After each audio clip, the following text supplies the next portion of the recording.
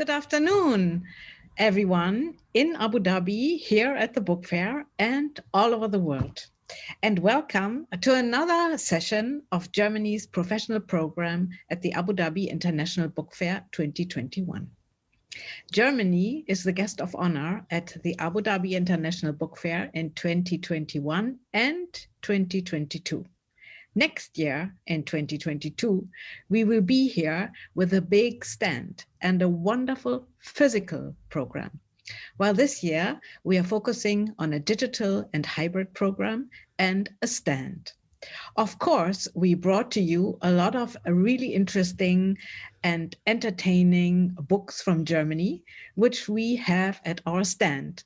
Please come and join us there so that we can introduce you to some really nice titles and hope that you, publishers in the Arab world, publishers at the Abu Dhabi International Book Fair, will find something that is of interest to you. And we're also looking forward to seeing what you are producing.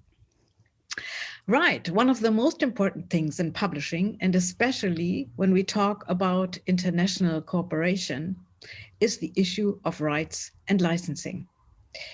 And so we want to focus on the rights and licensing issue here in this session, which will be brought to you by Frankfurt Book Fair, of course, but by the speaker, Angela Schaaf de Lavado from Duden Publishing. She's the rights director there, and she has collected a lot of experience in the sector.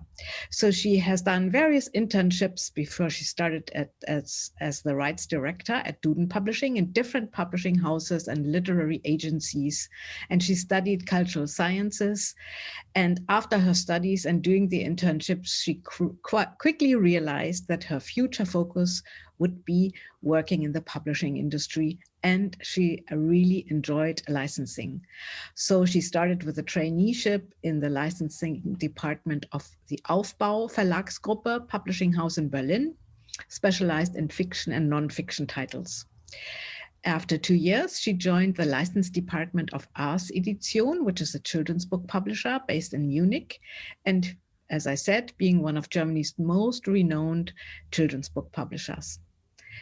In the last 5 years, she moved back to Berlin, is now the head of licensing at the Bibliographisches Institut, or Duden Publishing, specialized in printed and digital dictionaries, reference works, advice manuals, educational titles, and non-fiction. Well, I'm really glad that you are joining us today, Angela, from Germany. Welcome to you. Thank you very much. And before I hand over to you, just to quickly introduce myself. My name is Claudia Kaiser, and I'm from the Frankfurt Book Fair. Over to you, Angela. Hi, my name is Angela Schaaf de Lavado. As Claudia already introduced, I'm working at the Bibliographisches Institut in Berlin as the rights director and head of contracts and media management. So today I'm going to talk to you about authors and illustrators contracting and licensing. And we start, and the presentation is quite huge, so it's a lot of information. It's about 70 pages. In case you don't want to write down anything, you can ask for the presentation via this email address, via Claudia Kaiser's email address, and the presentation can be sent to you. So, okay, let's start. I start one step before getting a contract. First of all, you have to find a publisher that is going to publish your book in case you have written a book or illustrated a book. How are you going to get a publisher? You should, at least this is how we do it in Europe or in the US, go via literary agency. That's the best way to do it, because meanwhile, at least in those regions, publishers are very happy to work with agencies, because the agents know exactly, they know the market, they know the publishers, they have the contact, and the publishers can be sure that they get books presented that suit their program. It's not random. So it's always a good step to look for an agency, and look for an agency that is specialized in your field.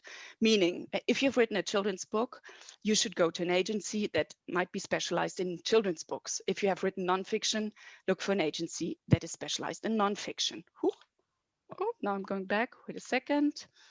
So those are the advantages of an agency. They know the market, they know the publisher, and they have the contracts, and for sure they will negotiate the best conditions for you. You can for sure also go directly to a publisher, but then again, check the publishers. Don't send randomly your manuscript to every publisher, because that's, for the publisher, it's a lot of work and it's a bit annoying, and for you also it's a lot of work in case you still send paper. So, oh God, I'm so sorry, I'm going back and forth. So, in case your agent has been lucky, or you have been lucky via sending directly and you have a deal, congratulations, then the next step is to get a contract. What I want to tell you is beforehand that probably you don't like contracts. Not many people in the world do like contracts, because in general, we are a bit afraid of contracts. Don't be. A contract is simply text on paper, and we are all quite intelligent as we are sitting here, and you can at least understand the basics. And in case you don't understand something in a contract that's not understandable for you, please ask the publisher.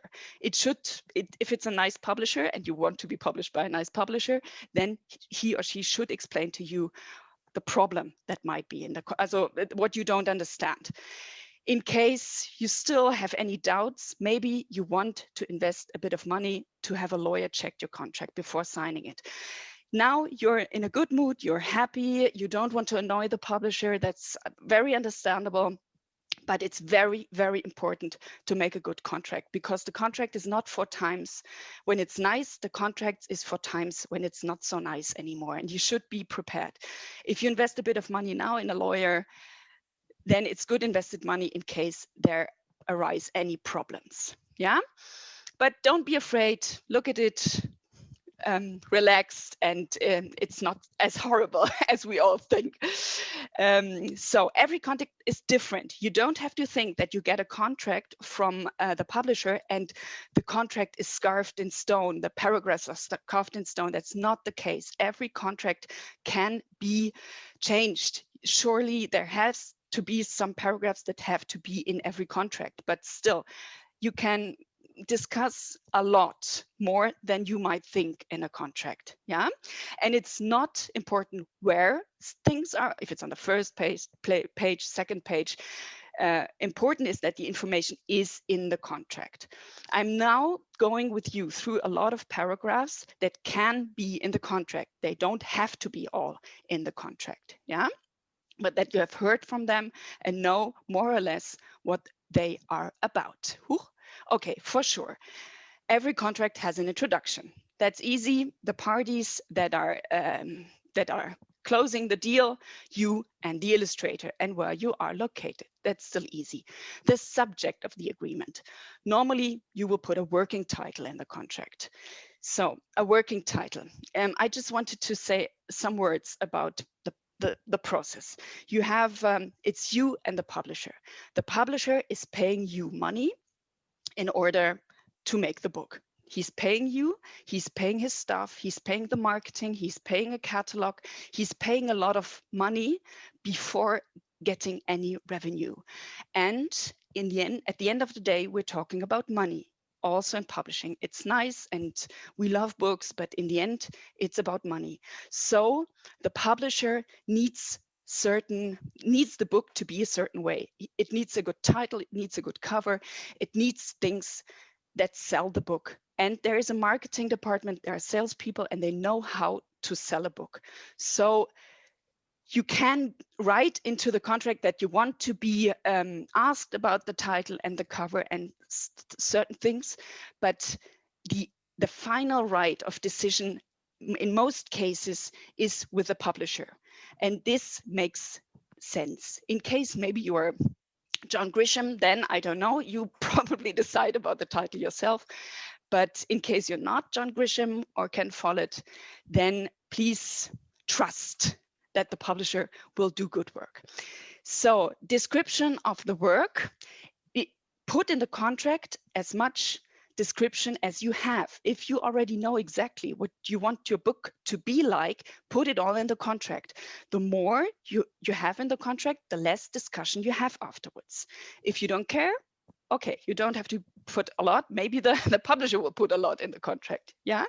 But the more precise you are, the less problems you have afterwards. Okay. Obligations of the author, for sure you have obligations in the contract. You are committed to create the work according to the agreement. Okay, and you will take into account the recommendations. This is what we just talked about. And in the end, the opinion of the publisher shall prevail. But if you put a lot of description, less discussion you have. Okay, extent and delivery, number of pages and illustrations. You might think you agreed on 128 pages with the editor, and now you're writing 50 pages more, and you think he will be happy about that. That's not really the case, because the editor presents in a reunion the book to the sales department, to other departments, and we're talking about numbers, we are talking about calculation. We're talking about a book of 128 pages, has this production cost, can cost that and that money in the store. So we're planning like this and that print run. And if you deliver more pages, which probably you will discuss with the editor and not do randomly, but this causes problems in the whole process, just to explain what is happening when you write too much. And in case you write too much, or in case you don't, what you have written does not correspond to the requirements agreed upon, you will get mostly, in most cases, a period of grace to correct what you have done wrong. And in case you don't do so, someone else will do so, because the book has to be published. That's in this paragraph. The assignment of rights. This is the core of any contract, the assignment of rights. Upon conclusion of the agreement, you're assigning the publisher maybe a small, maybe huge amount of rights that he can. In Germany, we mostly do it for the duration of the legal copyright protection period, which is after until 70 years after the death of the author. But you can also put a certain period. That's happening more and more often, that the rights are only granted for like about 10 years. This is up to you. Maybe the publisher will accept that. And the exclusive and unrestricted rights territorially and in form and content. Territorially, you have to take care if you write in a language that's only spoken in one country or one area, you should give the publisher the world rights to sell it everywhere. But if you write, for example, in Spanish, and you sell your right to a Spanish publisher who is only selling books in Spain, then, and you give him world rights, you're losing Latin America and the US, because the Spanish publisher has the world rights and he's not using them. So it depends on your language. In case of, if you give him the world rights, or if you restrict the rights territorially. Yeah, so this is all written here, and genau.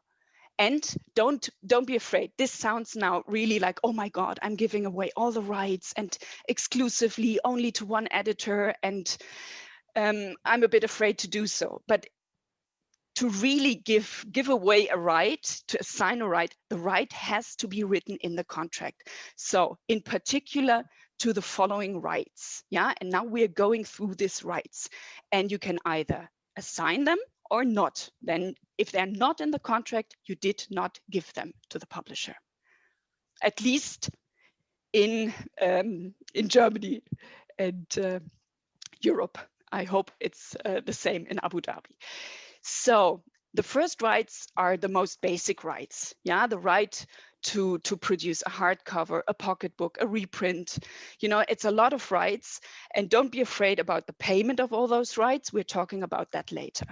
This is all possible rights you're now assigning to the publisher, and he does not really have to exercise all those rights. He could, but this is now really only about possibilities. Yeah. Okay, so normal printing rights, then special editions rights, partial, entire, advanced print, reprint, anthologies, translation. Translation for me as a rights director for sure is very important. And because otherwise I could not sell the rights to other publishers abroad.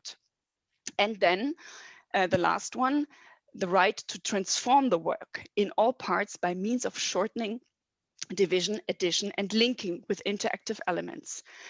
Think about it properly if you want to do that. If you want to give the right to change, to work with your work.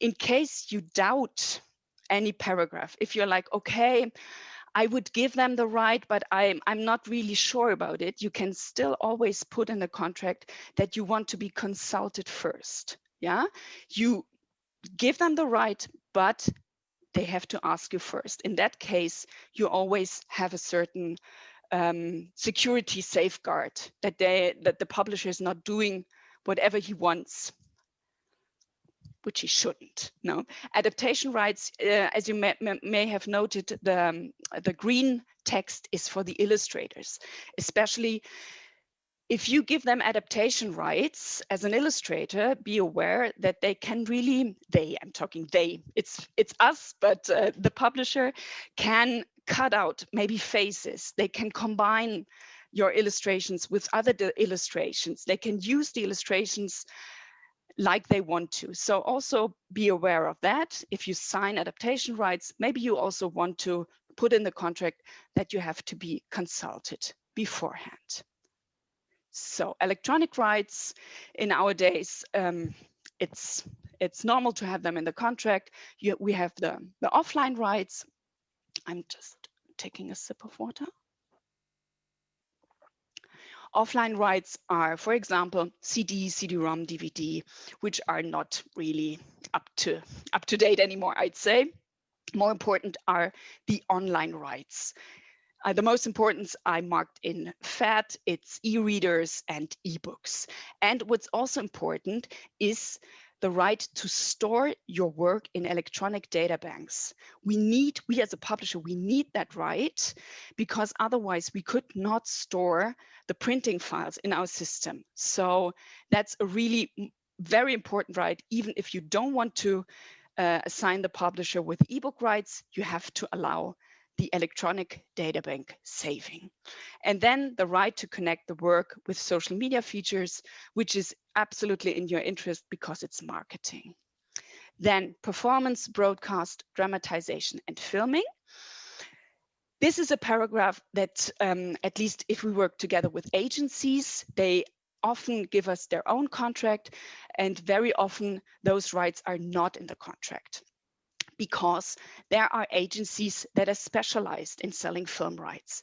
So maybe if you think, okay, my book is suitable for a film to be made of, ask your publisher if the license department in the publishing house is really selling film rights, if they are used to do so, if they go to the right fairs, if they have the right contacts. In my case, to be honest, I don't even want film rights because I'm not meeting the right people. It would be a waste to give me those rights because I'm not using them.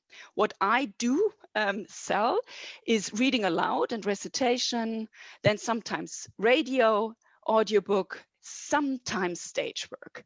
But film, I really leave it to specialized agencies. Okay, next. Miscellaneous rights, merchandising. Be careful with merchandising rights, especially as an illustrator. Maybe you let's take the example of you wrote like 30 years ago a book called Star Wars, and you thought, nice book, but I don't think it will be a great success. And the publishing house offers you quite a huge amount of money to really buy all of your rights.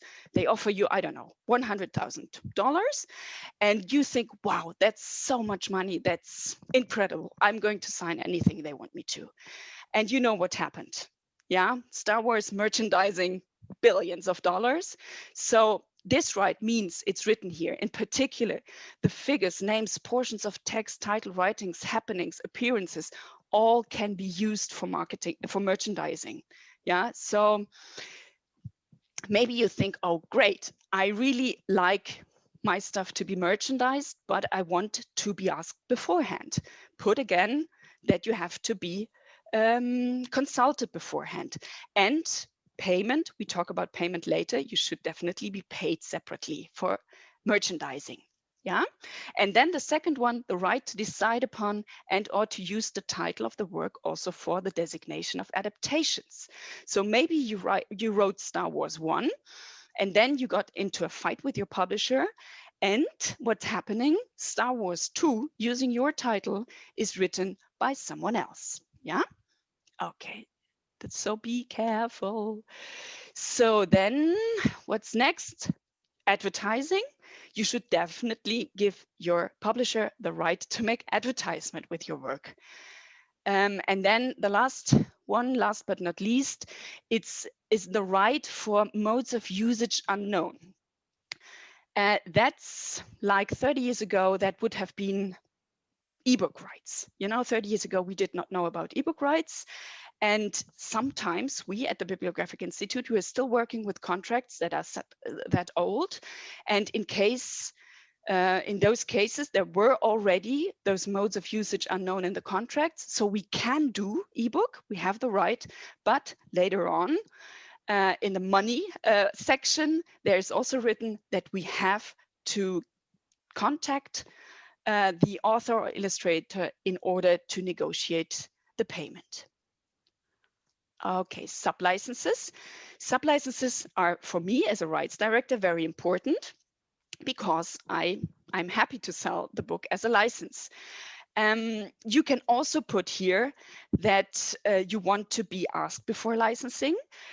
To be honest, for me as a rights director, this is always a bit annoying if that's in the contract, because I just want to go out, want to sell the rights, and if there's written, oh yeah, I have to ask this and that before, but for sure I'm still doing it. And in case you want to be consulted first, you should at least let your publisher sell the little printing permissions without having to be asked beforehand, because otherwise I don't think he would do it. He would not sell them because it's not worth the effort, because you don't earn a lot of money for printing permissions. Yeah, the right of the publisher to grant rights of usage to third parties ends upon termination of the agreement, for sure. If I make a license contract today for 5 years, it's until 26, and maybe next year our contract, for whatever reason, ends, the license contract still continues until the end of the license contract. But since our contract ends, I cannot prolong it. And for sure, after our contract has ended, I cannot grant any licenses anymore. But it might be that there are still licenses that are running until the end of the license period. Okay. So what's always very good is if this paragraph is in the contract, if the publisher does not exercise individual rights, then you're entitled to recall individual rights after maybe 2, 3, 4, 5 years. So in case you're not really sure about the film rights, but you want to give it a try, you can put here like 2 years, and after 2 years you check and nothing has happened with your audio rights, your film rights, or whatever, you can get those rights back. In case you did not agree on a lump sum agreement and you're paid off. Okay, later to that again, I talk about that. Yeah, in case the publisher has the right to adapt your work, you gave this right to the publisher. For sure, those rights, those adaptations shall not infringe your personal copyright. And maybe in case of a sublicense, you will want this paragraph in your contract, that you want to be consulted and you want to make the adaptation. Maybe you say, oh, I don't care. They can do whatever they want. It's always depending on how, if you're working for a school book publisher and your illustrations are really not like very arty, maybe you don't care. But if you're your heart and soul are in the illustrations, then maybe you want to be the one that adapts them if they go to a sub-licensee. Okay, and yeah, in case the publisher wants to exercise individual rights that require an adaptation of work, again, they have to ask you if this is in the contract before letting someone else do the adaptation.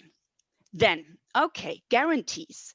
You have to give certain guarantees to the publisher, which are logic. You have done the work yourself, meaning you have written the book or you have illustrated your book yourself. You did not steal from any family member, friend, or whatever. You did it really by yourself, so you're entitled to sell the rights. And you did not talk bad in the book or in the illustrations about people that exist, and there might be the risk of infringement of personal or other rights. We had this case in Germany. An author wrote about his ex-girlfriend in a not very nice way, and there has been an enormous lawsuit for years. So you should not do both of those things. In case you have the feeling that there might be a problem with another person, then tell your publisher. This is really something he should know. Then he can go to his rights department and check the risk. In case you don't go to your publisher and you have done wrong, so you stole content or you have insulted someone, with this paragraph, the publisher is released from all claims. So if there's a lawsuit, you will be the one to pay in the end, in case you're guilty. Yes, and what you also guarantee is that during the running period of the agreement, you will not offer your work to other publishers, which is also should be logic.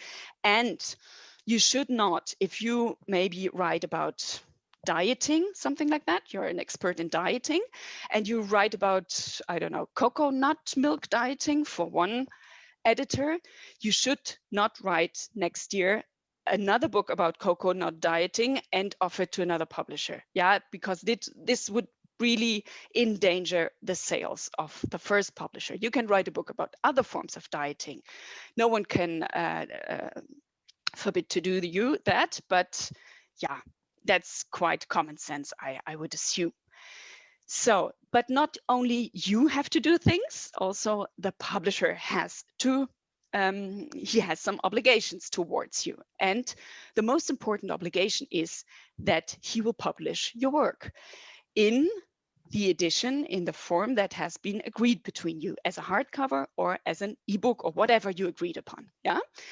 I once was in India, and there came a woman to me and she told me, an author, that she sold her rights, or she assigned her rights to a publisher who was not willing, after a certain period of time, he did not want to publish the book, but he neither did give her rights back. So she wrote a nice book that is with a publisher who is not going to publish the book because there was no obligations in her contract that the publisher needed to do so. So this should be really basic in a contract. Yes, and but he's not obliged to use the other rights you assigned to him. You agreed on a hardcover and an ebook, and you gave him much more rights, yeah, that he can exercise or that he can later exercise or that he can sub-license, but he's not, he does not have to do so, yeah. And what also should be in the contract is an estimated publication date, so that the publisher is not going to tell you next year, next year, next year, yeah, until the end of time. So rights and obligations, again, of the publisher, that's more his right, that he can really decide upon the book cover, the imprint, the size of the print run. This is what we talked about earlier. The publisher hopefully knows what he's doing and he will take the best decisions. We had some cases that authors wanted to have the last word about the cover, And that did not work out very well. It was really like a big problem in the process, in the publishing house, and the salespeople were not happy with the cover. And so again, I hope that the publisher will not choose a cover you hate. That should not be happening, but yeah, he knows what he is doing. So I'm not going into this one. In case you're interested in typesetting and proofreading, you can read this page when you ask for the presentation. And now already we're talking about money. And I take another sip. Okay. There's different kinds of payment. The easiest one is a one-off lump sum fee. Yeah, that's one-time money for everything, for all the rights that are in the contract. Yeah, you give them, yeah, you give them away, but they're away. So that means that you should get enough money. Yeah, if you get a good amount, why not? Yeah, you have a huge amount of money in one time, or maybe divide it into signature of contract and publication. But that might be something that will work for you. We do have in Germany the so-called bestseller paragraph. So in case a book no one expected to be a huge success, and the author maybe got 5,000 euros and it's then becoming a huge bestseller, the author or illustrator has the right to go to court. Or maybe he should go first to the publisher, but if the publisher is like, oh, I don't care, he can go to court, and then there will be renegotiations because of this so-called bestseller paragraph.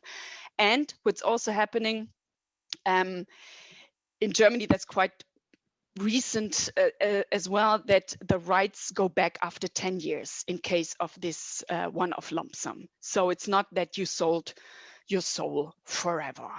Okay, one-off lump sum fee. But there are some alternatives if you do not feel comfortable with a one-off lump sum. You can agree that this is only paid for certain formats. You know, for the hardcover and the ebook edition, maybe you get 10,000 euros, 20, I don't know, and the rest is to be negotiated afterwards. There will be a contract, a paragraph later on. So that's a safer alternative than the first one. And what's also possible is the combination of a lump sum and a royalty fee in case the work sells more than planned. You're like, okay, we expect like this book is to be sold 20,000 times, and then unexpectedly it sells more, and from this number of copies sold, you'll get a certain percentage. Yeah, so that's also safeguard. And then we have a royalty-based agreement. We have the lump sum and the royalty. A royalty-based agreement has always an advance payment before. Yeah, as a royalty-based means that you get a certain percentage of every copy sold. But you should get some money before, not only when the first copy is being sold. That would be not very much money very soon. So I will show you later how this advance payment is calculated. But if you agree on this advance payment, you might get it wholly in the beginning, or part of its signature, part of its acceptance of manuscript, or part of upon publication. So, oh no, my God. Oh, I pressed the wrong button. Okay, but now I'm quick. Revenue, here I am. So the royalty-based agreement. What is it based upon? That's very important. You take a look if the money is calculated on the net retail price or on the net ex works price. That's really crucial, because in Germany we have a fixed book price. Every book costs the same everywhere. So if the royalty rate, the percentage, is calculated on the net retail price, it's like the book costs 10 euros minus tax, and then this amount minus tax, you get your royalty. It can be either a fixed royalty for every book, like 7, 8, 9, 10, 12%, or it's getting more and more. You start with maybe 8% from 0 to 2,000 copies. If it's selling better, you're upgrading to 10% until 15,000 copies, and afterwards it's going to be like 12%. Yeah, that's possible. And as I said, in the net retail price, it's easy, it's minus tax. But if you have the net publisher ex-works price, there's much more that's subtracted. There is also subtracted the money, the discounts. And if we sell the books to the bookstore gets a discount. So it's really what comes in at the publisher after all the discounts, after the tax. So there is a much smaller amount. It's probably half of the price that the book costs at the end in the store. So you should get an accordingly higher percentage. Take care, yeah, that you get, then if on the net retail price, you would have received 10%, on the net ex-works price, you should, by logic, receive almost 20, almost double. But 20 is really, no one will pay you that, I think. Okay, how is the advance payment calculated? That's not very difficult. You ask the publisher, what's the estimated first print run? That might be 5,000 copies. You take your percentage and you calculate simply. Yeah, the book costs 10 euros, you get 8%, and then you multiply with the first print run, and then it should be approximately at least this amount. In case you are very famous, or in case many publishers are interested in your book, there might be an auction, and in the end, they pay you much, much more, which has no relation to this calculation anymore. This is what happens sometimes at auctions, and authors are paid huge, enormous sums that will never come back. You know, come back means we have this, you get the advance payment, and then from this advance payment is subtracted every copy that is sold. And if this money is used up, you will get more money. I hope I can make myself understandable. But if we pay you 100,000 euros and we only sell 10,000 books, you will keep the 100,000 money. No, the payment, it's a guarantee payment, but we as a publisher, we do have the problem because we don't sell enough books to get the money back. Okay, so ebooks, you should normally receive 20 to 25% of the net income. And yeah, in case there are more authors involved,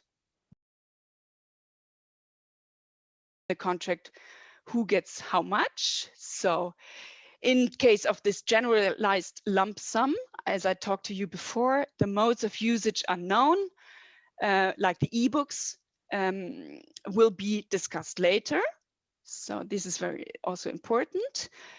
In case the royalty rate or the lump sum has been defined for a specific format, the other formats also will be discussed later. Yeah, that should be in the contract. What should you get in case of a sub-license? You should get, or at least, or let's say all rights givers should receive in between 50 and 60%. So in case you wrote a book with an illustrator and you had the same amount of work, both of you will receive either 25 or 30% of the license money. Yeah, if you had a lot of work, the other person not so much, yeah, you might receive 40 and the other person 20%. But that's what we're talking about when we talk about licensing. So then you will receive a statement, half yearly or yearly. This depends mostly on the system of the publisher. We do it yearly because half yearly is really a lot of work. So you're not allowed to check the journals, the accounting journals of your publisher. If you have any doubts, you can ask for a certified auditor. And in case there is a difference of more than 3, 4, 5, whatever is in the contract percent of what you should have gotten, the publisher has to pay this auditor. Otherwise, you have to pay him or her. After your death, your heirs will get the revenue, the money. Sample copies, you can arrange for a certain amount of sample copies, which you're not allowed to sell. It's not a second source of income. And the publisher can use 5% of each edition to give away for free for advertising purposes, and you won't get any money on those 5%. You should be named in the contract. You should be named in the book. That should be in the contract. Your right to be named. And in case of sub-licenses, would also be good if you would be named. That should be in the contract, but your publisher is not really responsible. Dumping and pulping. It's very important that in case of dumping and pulping, you will be informed. Either you get your rights back immediately, automatically, or you have to be informed and you have the right to get your rights back. Now, otherwise, if there's not anything specified in the contract about dumping and pulping, the publisher may do so, not inform you, and you're not able to dispose of your rights because they stay with the publisher. So I'm not going very much into dumping and pulping right now, but it's good. And what money do you still receive if it's pulped for less money than the manufacturing costs? You will not receive any money if those paragraphs are in the contract. And then in case the work is out of print, you also should have the right to get your rights back. Otherwise, that would be ridiculous. Maybe the publisher decides to go on with the ebook, and then maybe you want to put this paragraph in your contract so that you can renegotiate the royalty rate for the ebook. You can organize for getting the reviews sent by the press department, and there will be some concluding conditions, which I'm not going to read to you. Yeah, and that's the contract, I'd say. The next would be licensing, but maybe Claudia wants to. Yes, Angela, thank you so much. Thank you You're so welcome. much. That was a run through A the run. contract for illustrators and authors and what they have to pay attention to. Now, thank you so much for that. It's a lot of information, and I think it would be, I think that, yeah, we can all read through the presentation and also relook at things. But one thing that I would be curious, when just going back to the beginning, when you said it's good to work with agents. Yes. How do I get to an agent if I am an illustrator and I'm not very well known? How do I even get to an agent? Because when there are quite a number of authors which ask, so, can you tell me which agents should I use and how do I get to the agents? But often agents also don't respond. I know.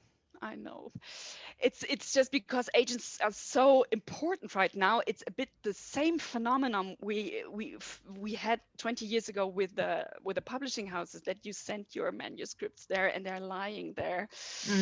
Yeah, what you should prepare to make it easy for the agent is really make a good expose so that you really quickly can capture what your book is all about. Yeah, that don't send 1,000 pages. It's not helpful. Send a good expose about the whole story in case you already have the whole story. So 1 page that the agent knows what it's all about. Then send a chapter if you have one, so that he or she can see, okay, this person can write, or send 3 pages, send something that's really showing you're able to write or to illustrate. And also send your bio. That's also helpful to get an idea who you are. Are you marketable? Maybe that's also something that's helpful. Do you have Instagram? Do you have an Instagram account? Do you have followers? Do you have podcasts, whatever?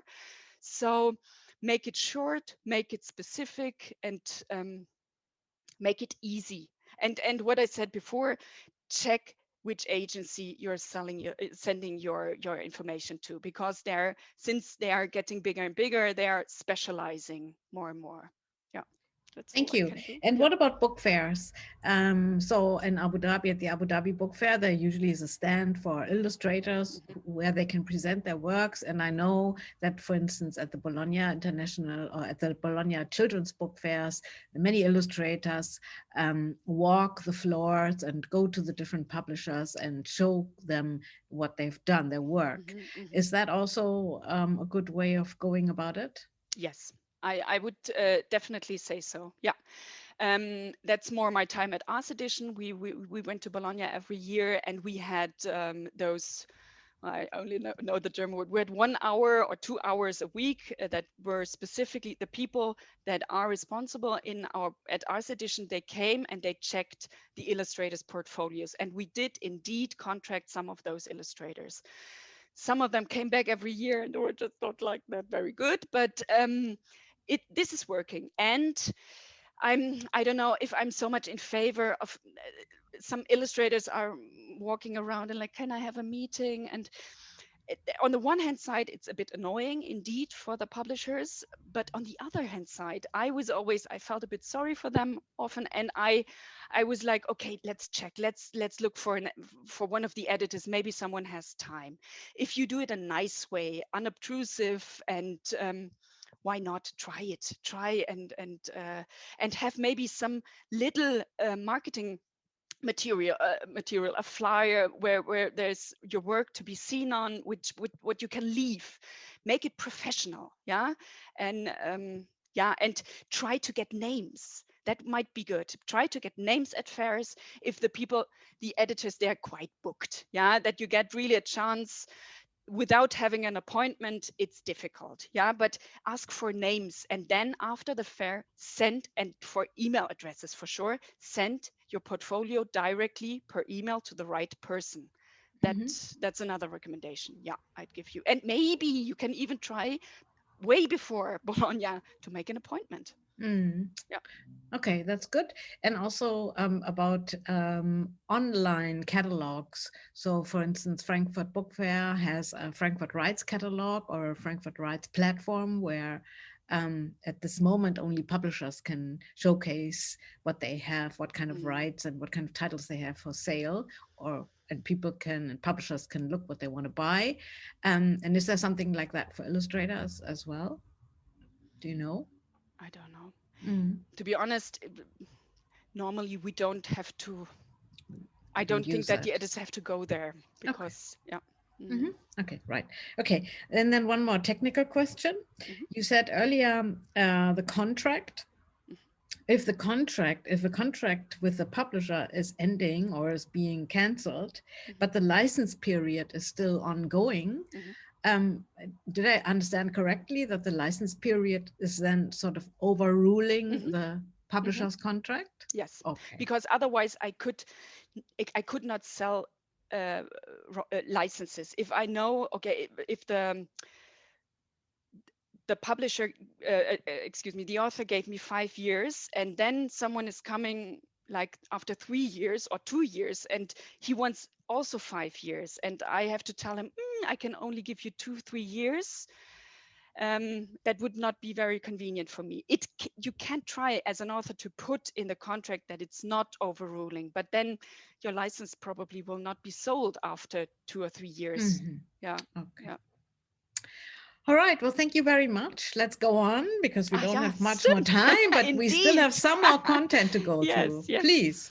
Okay, the licensing, and now trying not to make any wrong things with the mouse. This direction. We have 2 different ways of licensing. There's the pure form of licensing and the coedition licensing. So what's the difference? The pure form of licensing is the right. I'm selling a right.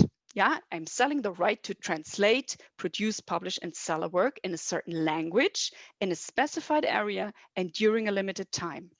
So I can sell you this right for like 100 euros, 10,000 euros. It's not, there's no costs involved. You know, it's a right. I make a contract, but I don't give you any stuff, you know. So in what cases do I sell only rights? In case the licensing publisher can produce the book him or herself. So if the production costs are not too high. So this is why a license is always like you have to be a good negotiator, because it's really only non-physical. It's only, let's say, only a right can be very valuable, but it's it's nothing that you can have a real grip on. So yeah, when it's applied, I already talked about that. So what's the process?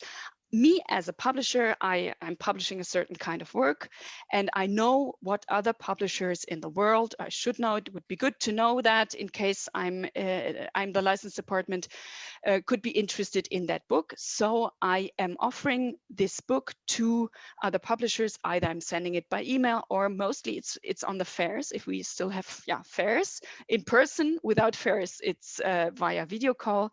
I'm talking about the work, I'm offering it, and in case the editor tells me, oh, that could be interesting for us, I'm sending him the sample copy, and they will check this out, and if they like it, they will make me an offer, either flat fee, royalty. We talked about that earlier. You know now exactly what that's all about. If that's the ideal situation, I have different publishers interested in one work. I can make either an auction or a best price offer procedure. Best price offer means that I tell all the interested publishers that they have given me their best price until, I don't know, Friday evening at 8, and then the best price will win. So they have to really think very good how high they want to go. An auction is okay. One gives me a price. I tell the other one you have to go higher, and you know what auctions are about. So those are the two options to sell a license. Yeah, on what depends the royalty percentage? What I told you, it's not something physical.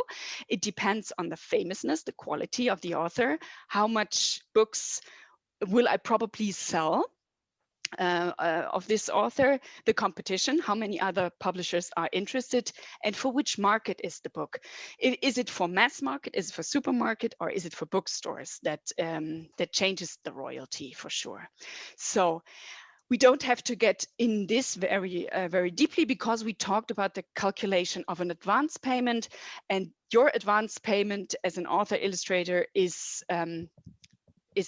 calculated as the advance payment of the licensee. So that's a bit the same of what we did before. What's your share? We talked about that before as well. Your share is like in your contract, and it should be between 50 and 60%. So let's say 60. Then in case the licensing publisher pays 4,000 euro advance, you will get 60% of this 4,000 euro. And then he will send me yearly or half-yearly statements, and you will get your share until the end of time, the end of the contract. So what's important in the contract is the territory. It's the same again with the different countries.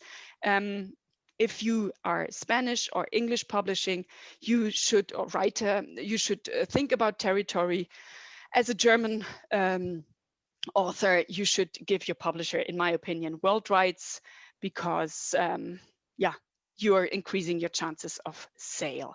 The term, you know, sometimes I just sold a book that has 1,500 pages, and it's a scientific book. So I gave them, the Slovenian little publisher who's publishing 1,000 copies, I gave them 10 years, because it would not been, if they only had time 5 years to sell the book, they would never make any money of it. Yeah, this is also quite an open thing to do for 5, 6, 7, 10 years. Yeah, and what kind of sub rights am I giving the other party? Normally I don't give any, and if I want to, I can only give them sub rights you gave me in the contract. If you did not give me audio rights, I cannot sub-license audio rights for sure.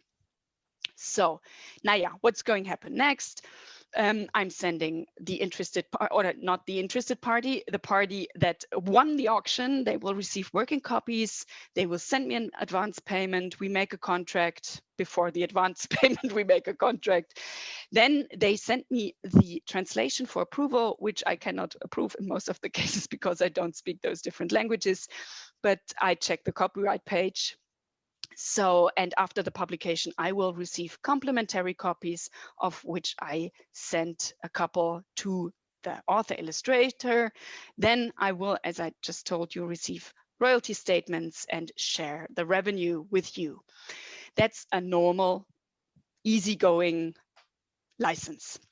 Co-edition is much different. It's very different, totally different. It's I did a lot of co-edition with Ars Edition because the books we published there, they had a lot of touch and feel elements, sound elements. They were really a lot of high spec stuff, and you cannot calculate those books in small print runs. You need huge print runs so that yeah, you can calculate them. But many countries do not need so many copies because they're small countries. So what I did, ideally before our first print run, I had dummies and I showed in Bologna mostly the dummies to the other publishers, and they were like, oh, I like, please send me an offer for 2,000 copies or 3,000 copies.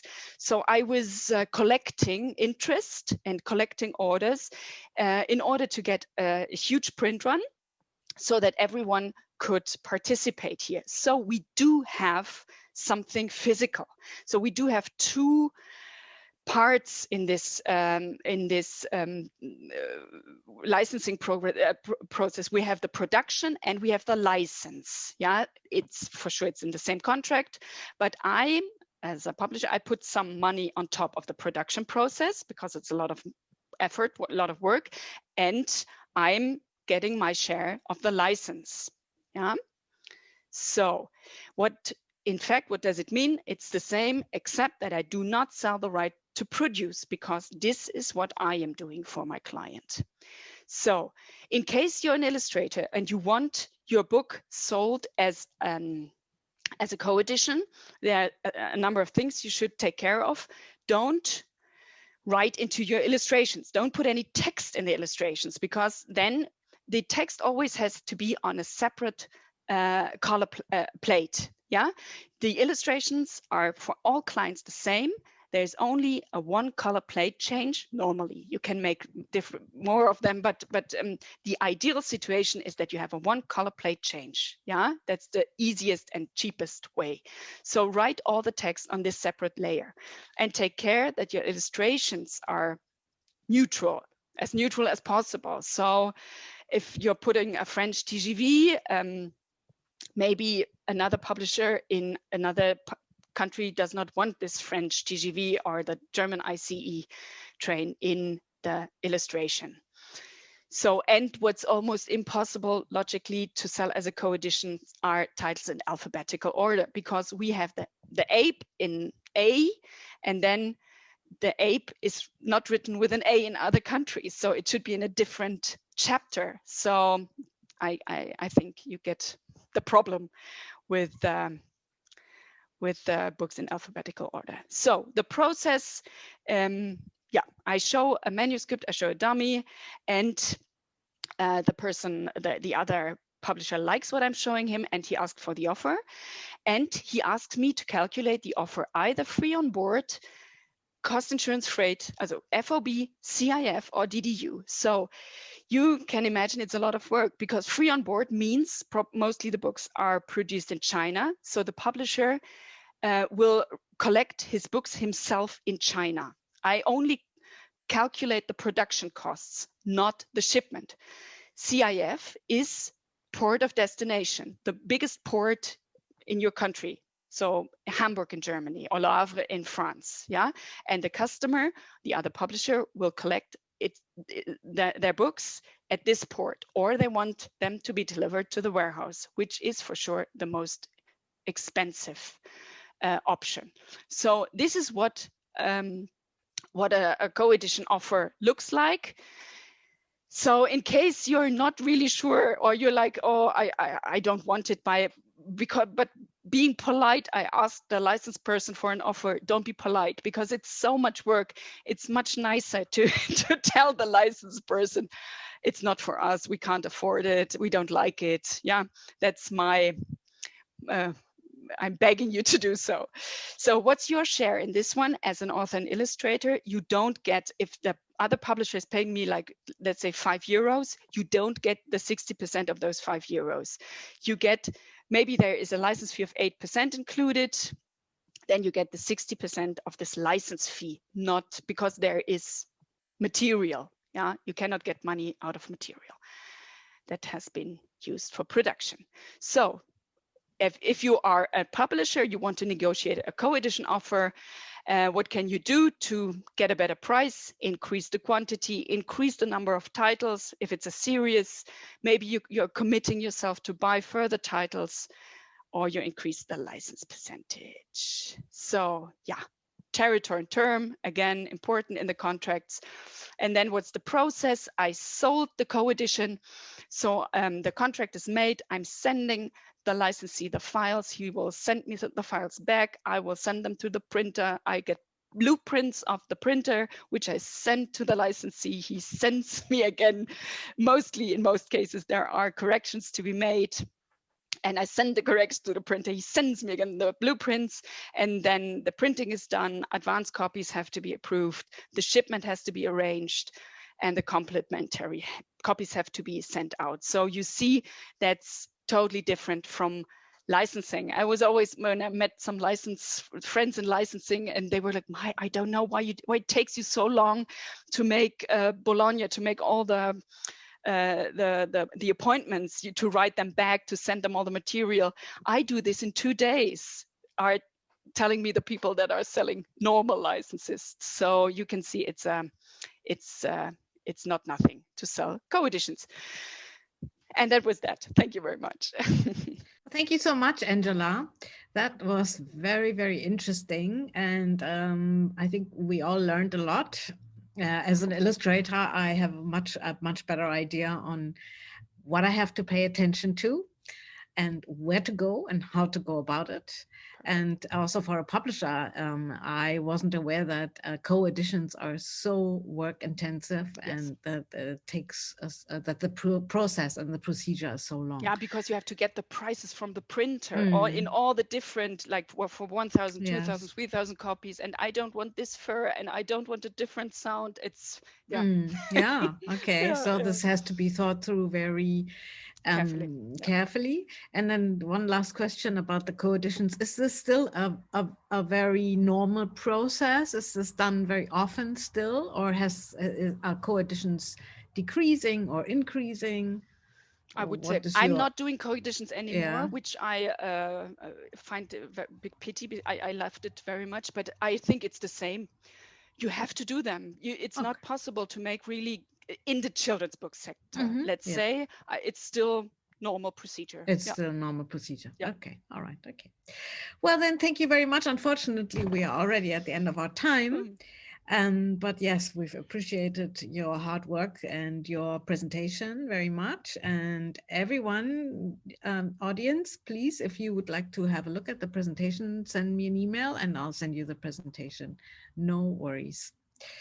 And I also wanted to make you aware, one thing that Angela also pointed out, when we talk about how do you get your illustrations as an illustrator or your work to an agent or to a publisher, one of the very important things is how to pitch it. And one of our other sessions in this professional program of Germany as a Guest of Honor is about how to pitch a book or a project in the correct manner so that it finds attention by agents and publishers. So do have a look at our program and listen to that session as well. All right. Thank you very much, all of you. Thank you for listening. Bye-bye. Bye-bye.